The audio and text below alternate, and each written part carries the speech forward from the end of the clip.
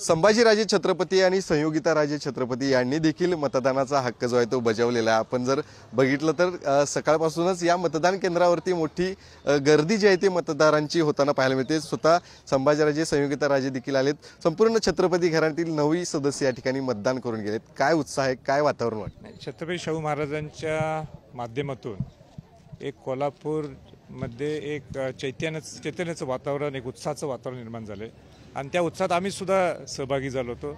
एक प्रकारे कोल्हापूर जिल्ह्यात छत्रपती शाहू महाराजांच्या माध्यमातून एक लाटच निर्माण झाली आहे असं म्हटलं तर काय चुकीचं होणार नाही। उलट आमच्या घरामध्ये सुद्धा एक स्पर्धा लागली होती की कोण जास्तीत जास्त लोकांच्यापर्यंत पोहोचते। मग माझ्यात आणि सैंद्रजेमध्ये असतील, कोण जास्त गाव करेल, त्यांच्यात आणि शहाजीराजेंमध्ये असेल, मालोजीराजेंच्यात आणि आमच्यात, म्हणजे एवढा उत्साह आमच्या घरात सुद्धा होता की जेणेकरून जास्तीत जास्त आम्ही छत्रपती घराण्यातले सगळे व्यक्ती लोकांच्यापर्यंत पोहोचावेत म्हणून। शहाजीराजे देखील गाडीवरून दुचाकीवरून प्रत्येक गल्लोगल्ली जाताना देखील पाहायला मिळाले होते आम्हाला। आपण जसं म्हटलं की स्पर्धाच लागली होती, ती दृश्य देखील पाहायला मिळाली। नाही, चांगली बाबत आहे। स्वतः त्याचं एक वेगळं त्यांनी पॅटर्न निर्माण केलेलं आहे, ते करतात। आणि मी सुद्धा जात होतो ना, असं नाही की मी जात नव्हतो। माझी सुद्धा त्यांच्याशी अजून कॉम्पिटिशन आहे। म्हणजे अजूनही वडील काय म्हातारा झालेला नाही आहे, तो अजून तरुण आहे, म्हणून मजा येते। काय वाटतं विश्वास या ठिकाणी? राजकारण आपण गेल्या 25 दिवसात पाहिलं, खूप खालच्या पातळीपर्यंत गेलेलं राजकारण देखील पाहायला मिळालं, अनेक टीका देखील होताना पाहायला मिळाली, दोन्हीकडून टीका ज्या आहेत त्या होताना पाहायला मिळालं। काय नाही, आमच्याकडनं काय टीकेचा भाग झालेला नाही। आम्ही कोणाला व्यक्तिगत टीका कोणीच केली नाही आमच्यापैकी आणि करणार सवय नाही। आणि आज पण छत्रपती घराण्याला सवय आहे की मला तुलना करायची नाही, पण ती सवयच आहे, त्यांच्याच आदर्शावर आम्ही चालतो। छत्रपती शिवाजी महाराज असतील, ताराराणी असतील, स्वराज्य संभाजी महाराज असतील, राजे शाहू महाराज असतील, त्यांच्यावर सुद्धा लोक काय काय बोलतात सगळे, पण त्याच्यामुळे आम्ही काय मागं थांबत नाही। आणि तो एक टीकेचा भाग आहे, ते एक प्रक्रिया आहे निवडणुकीची। पण इतकं निश्चित आहे की आमचा विजय हा निश्चित आहे छत्रपती शाहू महाराजांचा। 4 मेची आता 4 जूनची खरं तर आपण वाट सगळेजण पाहत आहेत। आता काय ते एक फॉर्मॅलिटीचा भाग आहे, पण जनतेने ही निवडणूक त्यांच्या हातात घेतलेली आहे।